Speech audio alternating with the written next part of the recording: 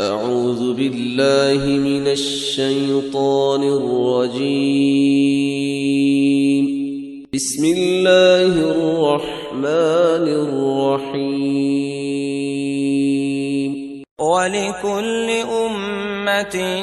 جعلنا منسكا ليذكروا اسم الله على ما رزقهم من بهيمة الأنعام فإلهكم إله واحد فله أسلموا وبشر المخبتين الذين إذا ذكر الله وجلت قلوبهم والصابرين على ما أصابهم والمقيم الصلاة ومما رزقناهم ينفقون والبدن جعلناها لكم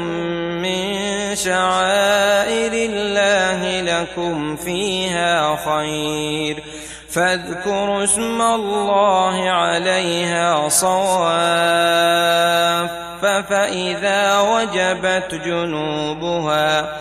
فإذا وجبت جنوبها فكلوا منها وأطعموا القانع والمعتر كذلك سخرناها لكم لعلكم تشكرون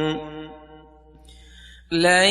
ينال الله لحومها ولا دماؤها ولكن